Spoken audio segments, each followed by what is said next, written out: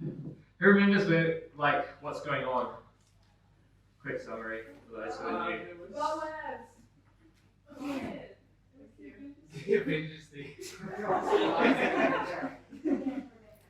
Okay. Naomi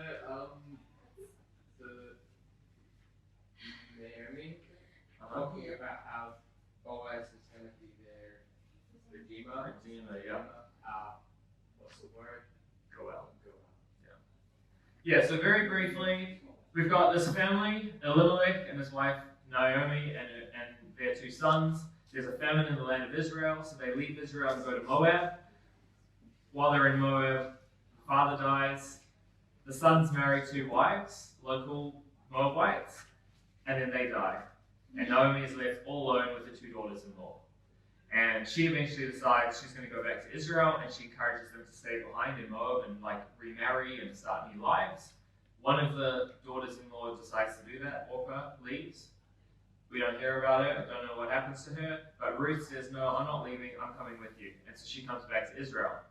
Once they get back to Israel, they need food. And so Ruth decides to go out gleaning. And we talked about that. There was this law in Israel that said that when farmers harvested their fields, they were supposed to leave parts of the field unharvested. And anything that fell to the ground while they were harvesting had to be left there. And that was so that poor people who couldn't provide for themselves could come and collect grain in their fields to feed themselves. And so that's what Ruth was going to do. And then it says she just happened to end up in this guy's field who is called Boaz. And Boaz noticed her and seemed to be impressed by her and started looking after her, making sure that he told his workers to intentionally drop grain for her to pick up and that kind of stuff. And anyway, so then she comes home with heaps of grain on her first day of gleaning, and her mom, Naomi, is like, what's going on here? This isn't normal. Where'd you get all this grain? And so she says, whose field were you in? And she says, I was in Boaz's field. And she says, how'd you end up there? Boaz happens to be our family's redeemer. And we talked about this, that's what we talked about last week, was this term goel. And there was this idea, there was this concept within the Israeli law that said that say you either sold your property to somebody else, or you became so indebted to somebody that you had to essentially become their slave in order to pay back your debts, another member of your family could come along and pay those debts on your behalf and purchase your freedom. All right? And that's the idea of redeeming you. He pays your debts on your behalf and makes you free again. And that person in the family who was able to do that was called the goel in Hebrew. We tend to translate that redeemer or family, or the traditional word is kinsman, which means a family member, redeemer. And Boaz is Naomi and Ruth's kinsman redeemer. They're goel. And that's what we're up to. Chapter 3, verse 1. Who wants to read? You can start. Just number 1. Just number 1. Okay. Then Naomi, her mother-in-law, said to her, my daughter, shall I not seek security for you, that it may be well with you? Right, so many months have passed. So at the end of chapter 2, it says that Ruth continued to glean in Boaz's field throughout the barley harvest and then through the wheat harvest. And they come one after the other. And so she was there for several months, going out each day, presumably not Sabbaths, to glean grain in Boaz's field and bringing it back to her mom. Thanks to Boaz's generosity, she probably brought home plenty of grain for her and Naomi.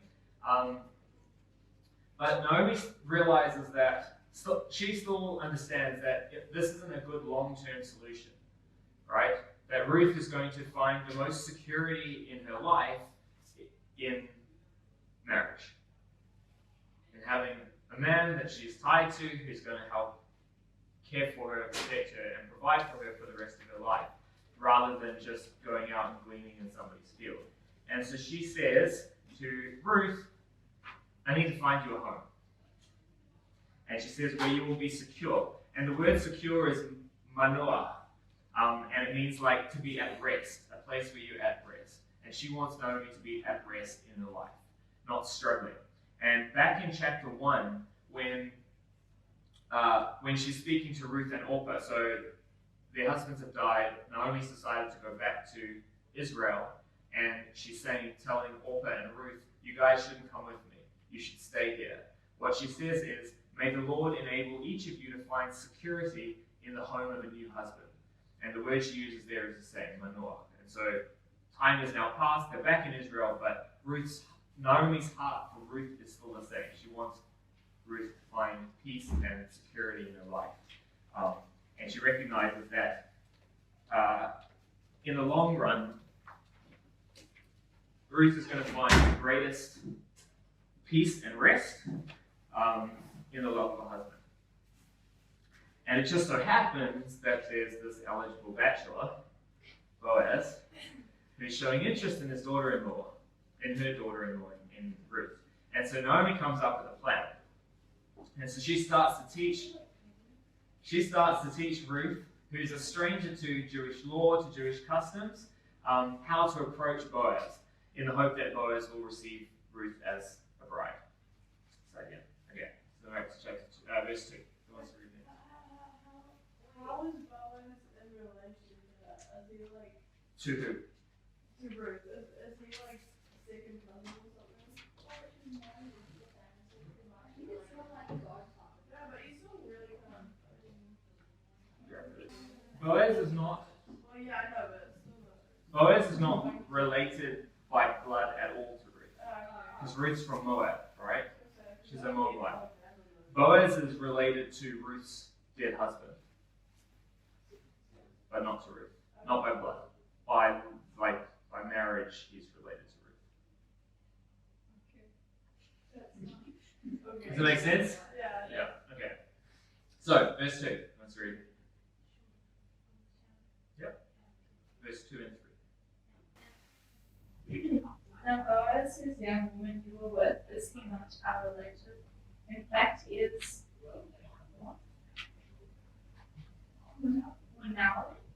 Winnowing. Oh, that. Daily tonight at the threshing floors. Therefore wash yourself and anoint yourself, put on your face garment and go down to the threshing floor. But do not make yourself known to the man until he has much eaten and drink. Okay. So at this point, it's worth understanding a little bit about the ancient method of threshing and winnowing grain. We mentioned this a couple of weeks ago, but you don't just, What is winnowing mean? let someone explain to you. Okay. Sorry. So we mentioned this a few weeks ago, but you don't just cut your stalk of wheat and then eat it, right? There's quite a lot of processing that has to go on beforehand, and the first thing you have to do is you have to thresh it. And what that is basically like beating it on the ground to separate the grains, which you want, from the husk or the chaff, which is the stuff that's around the grain, which you don't want, which you want to get rid of, right? And so seeds all have that little shell around it. You need to get rid of that so that you just have the grain that you're interested in. That's called threshing. And traditionally, you threshed on what was called a threshing floor. So what you were looking for when you chose your threshing floor was a big flat area of land that experienced a consistent wind through it. So a really good place is what's called a saddleback in a hill, where the hills kind of do that. And you know that the wind's going to be blowing through between the humps, You're going to get this consistent wind. Why? Because after you finish threshing, so you'll either be bashing the stuff on the ground, or sometimes they'd have cattle walk over the grain, and that's to try to break it all up. The next step is winnowing. And winnowing is you basically just throw all the stuff into the air, and the wind catches it. And the grain, which is heavy, will land there, and then the chaff, which is lighter, will get blown way further back and land in it. If you do it right, you'll have two piles.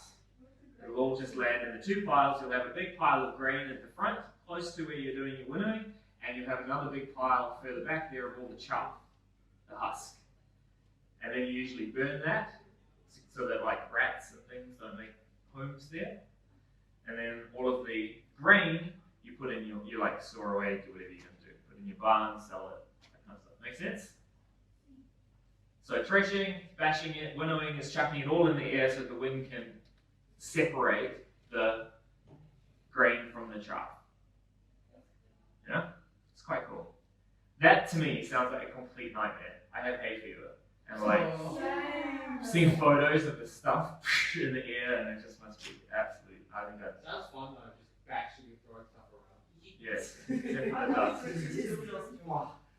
So, now, John the Baptist actually uses an analogy about winnowing and threshing when he's speaking about Jesus. We go, he says that, I baptize you with water for repentance, but the one coming after me is more powerful than I am. I'm not worthy to carry his sandals. He will baptize you with the Holy Spirit and fire. His winnowing fork is in his hand, and he will clean out his threshing floor and will gather his wheat into the storehouse. But the chaff he will burn up with an extinguishable fire. And so you can kind of picture our lives here on earth as the threshing floor, right? For all the beauty and goodness that life can involve, it can also involve an awful lot of pain and hurt, which is like that threshing, right? But it's in the threshing, it's in the struggles in our lives that we find out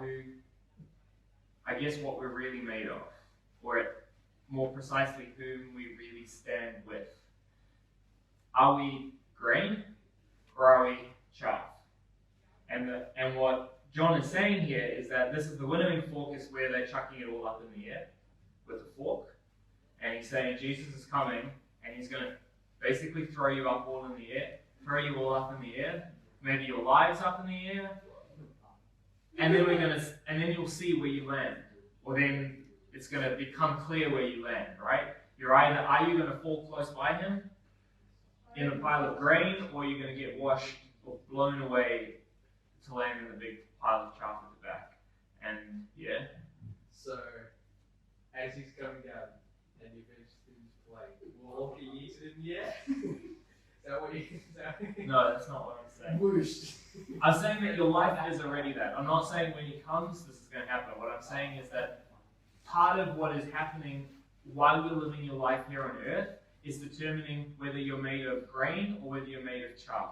Whether when you face suffering, do you stick close to God, land right there, or do you abandon him and allow yourself to be washed or blown away? You know? Does that kind of make sense? Yes. Yeah. And it makes that analogy that John is using here of Jesus makes a lot more sense when you actually understand what the threshing process involves. This idea of throwing up and landing in these piles. And he says that the wheat, the grain, which is where you want to be, he'll gather into his barn. But if you end up in a pile of chaff, it's not so good. So anyway, as a point of interest, what is it that separates the grain from the chaff? Like physically, the wind. The word for wind is ruach. It's the same word as breath, and the same word that's used for spirit, as in the Holy Spirit. I think that's kind of cool.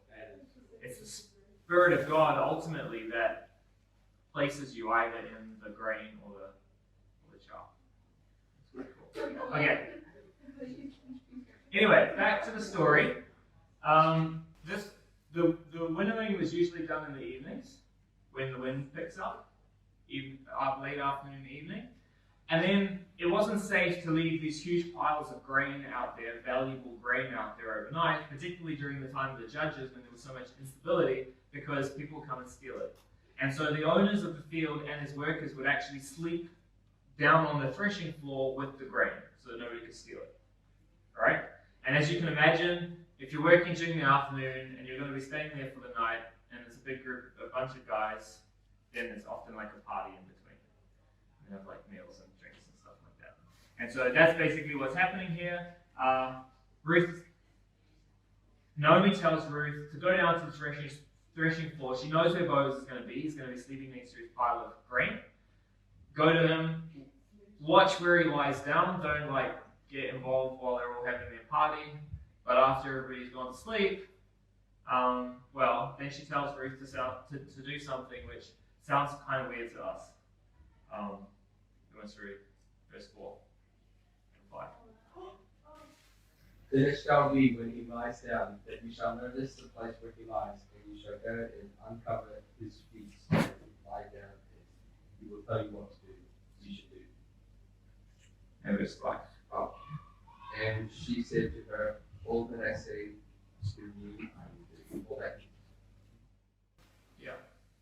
So, like I said, Ruth tells Naomi to watch where Boaz lies down, and then after dark, after everybody's gone to bed, go and uncover his feet Take off his socks and shoes. and lie down there and wait. Which, like I said, it's kind of weird. We'll deal with the uncovering feet part soon, but in the meantime, why lie down at Boaz's feet? Sorry? Because she's less than Boaz. That's basically the idea. Apparently, people's servants used to lie at their feet, so they're basically ready for any command at any time to go and do it for their master. That was the idea. And right. So Naomi is encouraging Ruth here to approach Boaz with humility, to approach him as a servant, to come to him as a servant, and then to entrust her life to him, the way that a servant would for their boss. So there's a lot of verses in the Bible that encourage us to approach God in the same way that Ruth is encouraging, that Naomi is encouraging Ruth to approach Boaz with humility. So in James, we've read this before, God opposes the proud, but he gives grace to the humble. In James, it says, humble yourself before the Lord and he will exalt you. In Psalms, he guides the humble in what is right and teaches them his way. In 1 Peter, he says, and God will exalt you in due time if you humble yourself under his mighty hand by casting all your cares on him because he cares for you. That, I think, really encapsulates what Ruth is being encouraged to do by Boaz, is to come to him with humility. But she's not going to stay. The hope is that in coming to Boaz with humility, he is going to exalt her. He's going to turn her, he's going to lift her up to be his wife, right? Which is not the servant, I think. Was this normal, like to sleep by the feet? Like, was it normal back then? For who to sleep at whose feet? Right, like, so go to sleep in No. No, I don't think so. What I've read is that it was normal for a servant in certain contexts to sleep at the feet of his boss, to, like I said, to be able to take commands. Anyway, so Ruth wisely and humbly follows her mother-in-law's advice and does what Naomi tells her to do. Verses 6 and 7. Who wants to read? Go for it. So she went down to the threshing floor and did according to all that her mother-in-law instructed her. And after Boaz had eaten and drunk, and his heart was cheerful, he went to lie down at the end of the heap of grain. And she came softly, uncovered his feet, and lay down. Uncovered his Socks and shoes. We'll get there. There was no socks. It's basically moving his robe away from his feet. So this is what Ruth does. She comes down, she sees where Boaz lies down after dark, after everybody's gone to sleep. She goes down there quietly, moves his robe from his feet, and then lies down. And waits. Sorry? On his feet or near his feet? What? Lying down? Because like, why do you come to the road if you go like next to their feet? We'll see. We'll see. Obviously has very good looking feet. Anyway, you can imagine she must have been absolutely terrified. Because, like, talk about putting yourself out there. What if this man...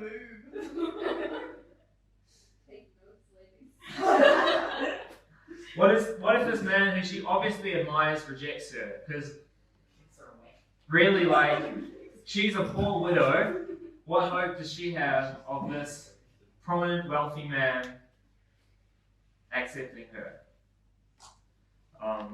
But you can kind of imagine that perhaps for months now, Ruth has been like secretly dreaming about this man and the life that she maybe has in front of her with him. But now it's the moment of truth, right? In the next few hours, she's going to find out whether all of her hopes and dreams were like come crashing down, or whether this is actually for real. How do you propose? When Verse 8. Yeah. Verses 8 and 9.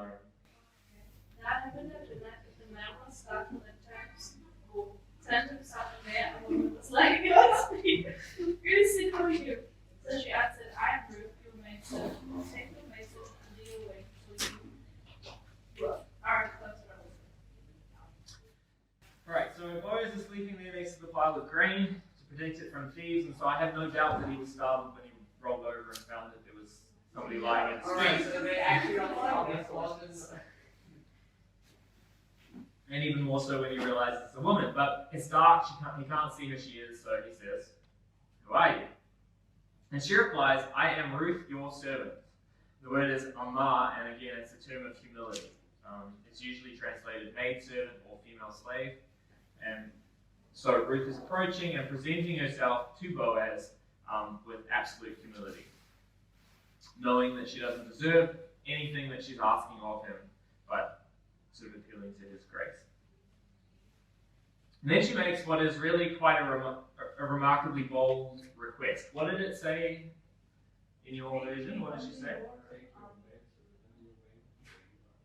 Take me under your wing, so it says. Yeah. So mine actually says something quite different, which we'll get to. But what Ruth actually tells, she's not really even asking. She's telling Boaz to spread his, the word is kanaph, over her. The word kanaph is quite an interesting word. The literal meaning of that word is like the extremity, the far edges of, right? It can mean the border, it can mean the edge.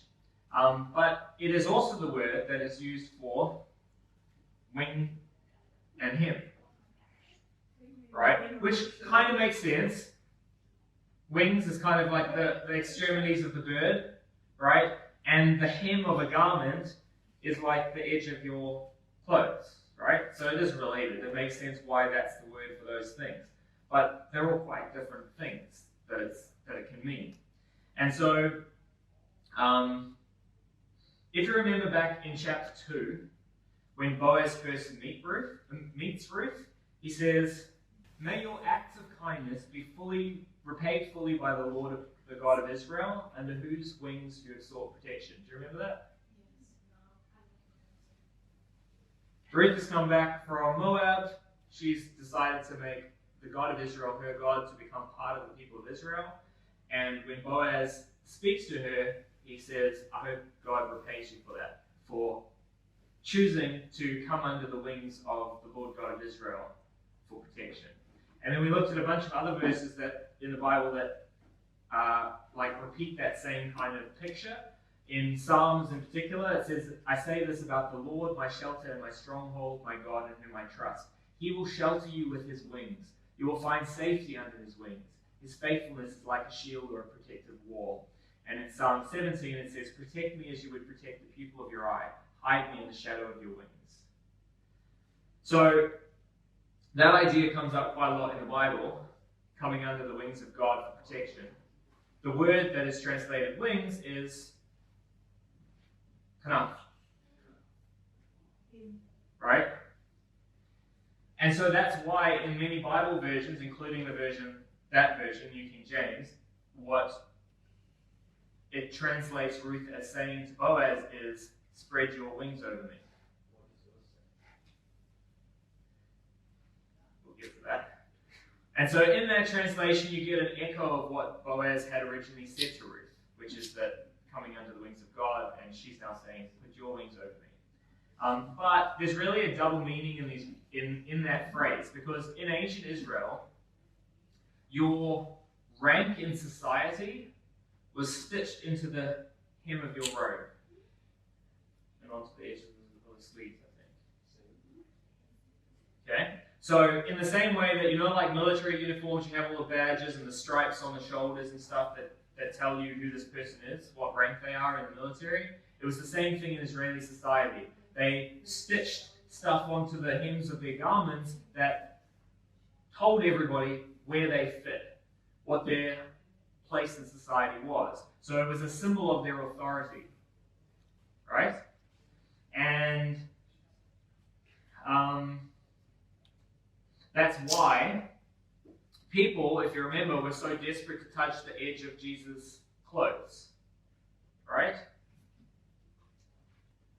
In Matthew 14, it says they begged him if they could only touch the edge of his cloak, and all who touched it were healed. And you have the woman with the, who's bleeding for so many years, remember, and she sneaks up and touches the edge of his clothes.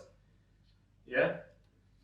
The idea was they were trying to touch this symbol of the authority that they believed Jesus had, which was born on the edge of their cloak, on the hem of their garments. Does that make sense? Yeah? What did it say? Did it say I don't know what it said. Absolutely. But it was the point is that the hem of your garment was a symbol of your authority, of your importance, right? And they believed that Jesus was important, and they believed that the edge of his garment was a symbol of that. And by touching it, they were essentially touching that symbol of his authority and importance. There's also a story in the Old Testament that illustrates that idea really nicely with David. So if you remember, when Saul was told that David was going to replace him as king, he was furious, and he rather foolishly started hunting David to try to kill him, to essentially thwart God's plan or God's word, what God had said he was going to do, which was to replace Saul with David. And at one point, he stops to relieve himself in a cave. Oh. And he just happens. Wait. I think you were right with me. Yes. Oh. Yes, he wanted. Oh. Yeah. So he's chasing David. He's trying to find him to kill him. And at one point, he stops because he needs to go. And he goes in a cave. And it says that he just happens to end up in the cave that David and all of his men are hiding in. Wait, Jesus? No, this is David. And Saul. No, not Jesus. Saul. Sorry, I'm not following. I mean, I am following. Now, when David's... No worries. So Saul is in a fairly vulnerable posture, shall we say. And when David's men see this, they can't believe their eyes. And they tell David, go and kill him. This is the day that God has given the kingdom of Israel into your hands.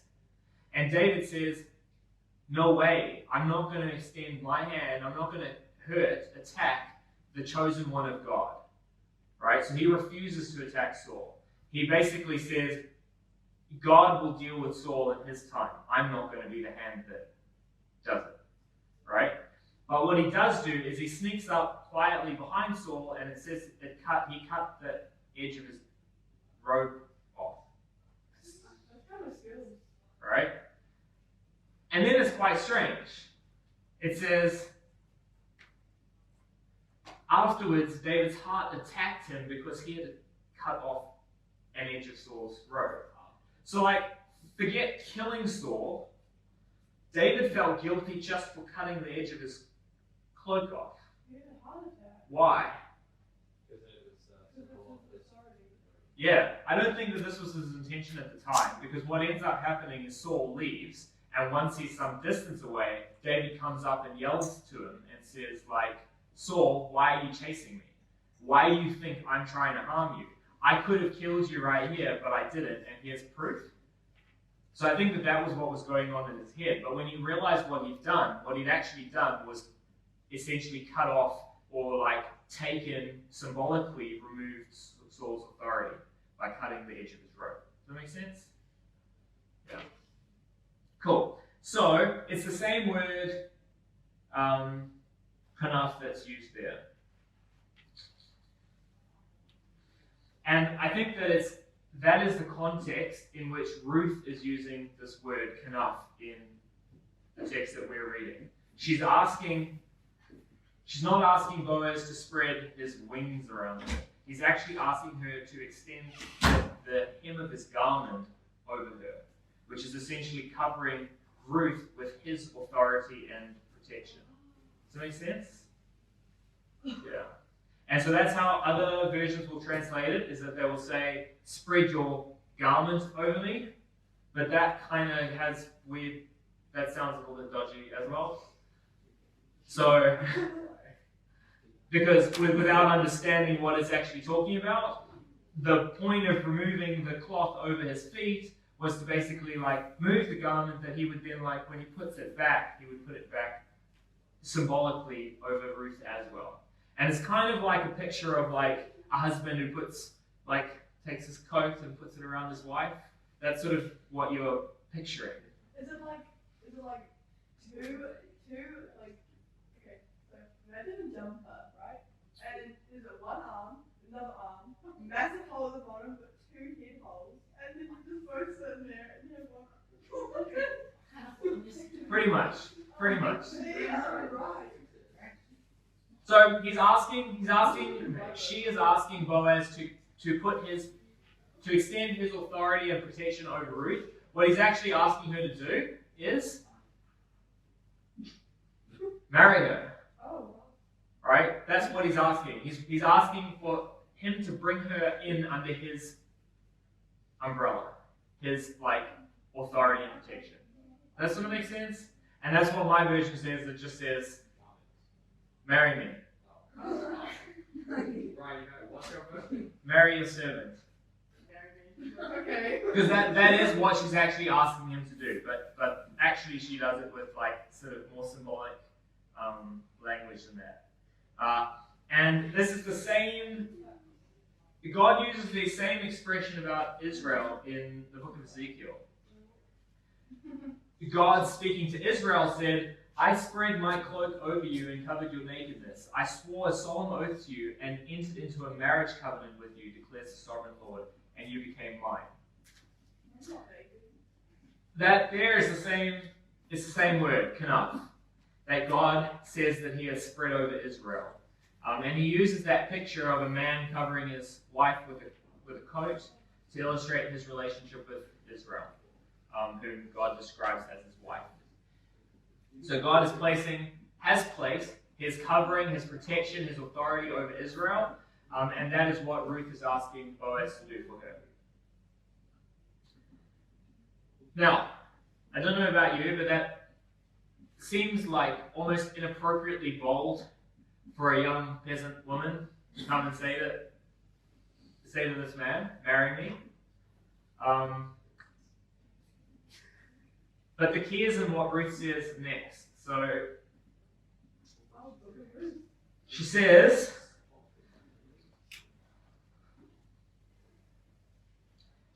I'm Ruth, your servant. Marry me, or spread your garment over me. The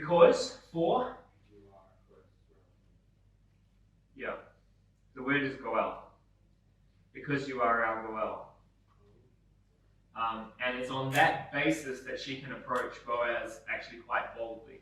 It's because he is her goel. Now, we explored the concept of goel, like I said last week, in quite a lot of depth. Israel had this provision in their law that allowed somebody in the family to redeem other members of their family or property that belonged to those members of their family. So you could purchase the freedom of those who become slaves or any land that had been lost that belonged to the family.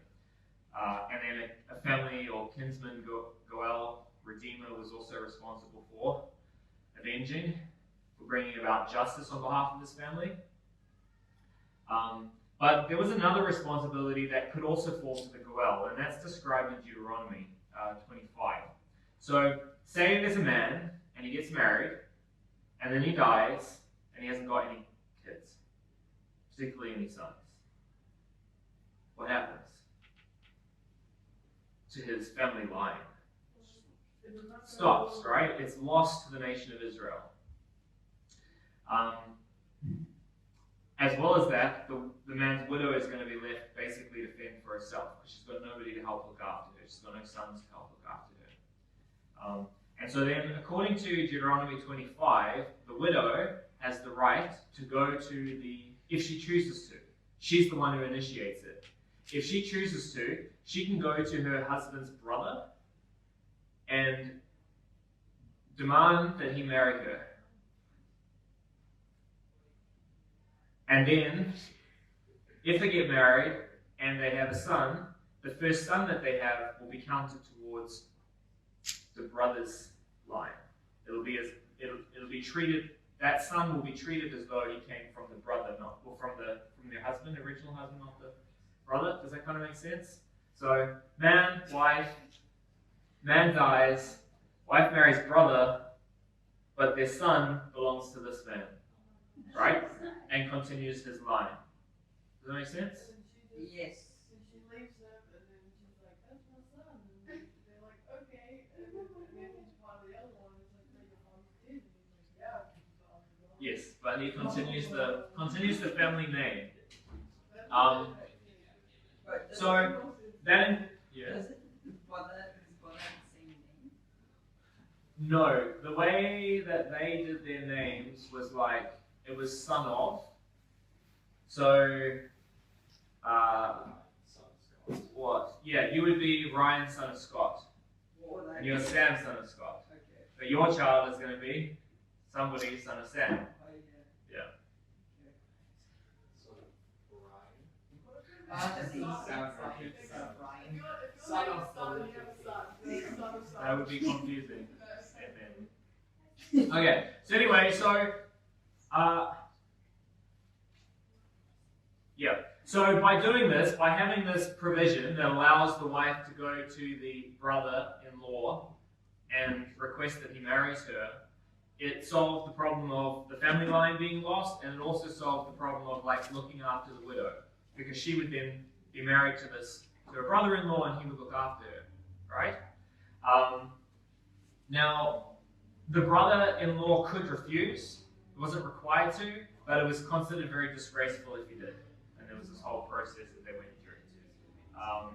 But the widow had that right.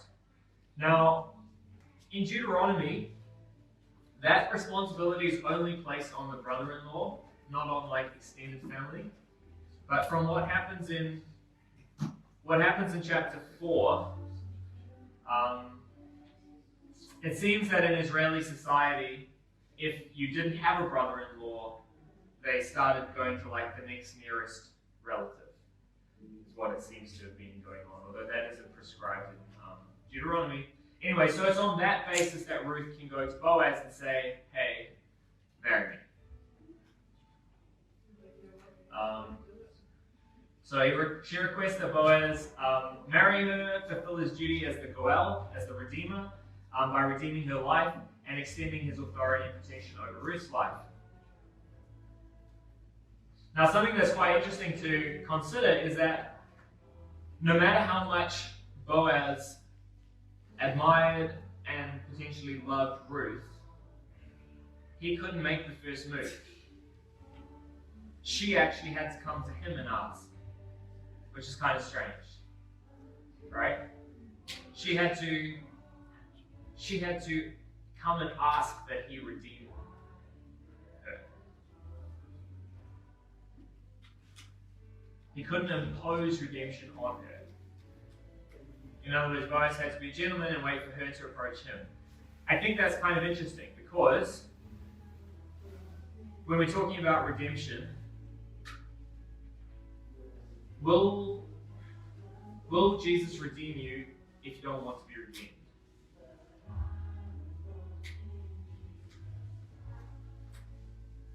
He will. What is the first step of redemption for us? How are we saved? What do we have to do? And ask, right? We have to ask him to forgive us. We have to ask him to redeem us, right? You don't just go about your life and God will look after it. He'll force you to be redeemed. It doesn't work that way. It's voluntary. We have to choose that we want God to redeem us. We want Jesus to redeem us. We have to ask Him.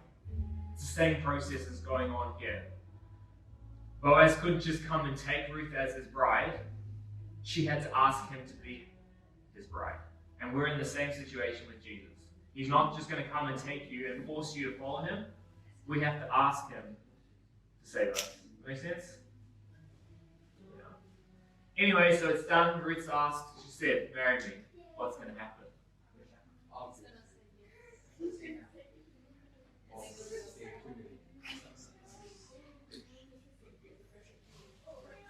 I read the action part. I reckon we'll stop there. Cliffhanger. Okay. That's good timing. Okay. To be continued. Yeah. Man. I really want you to know what happened.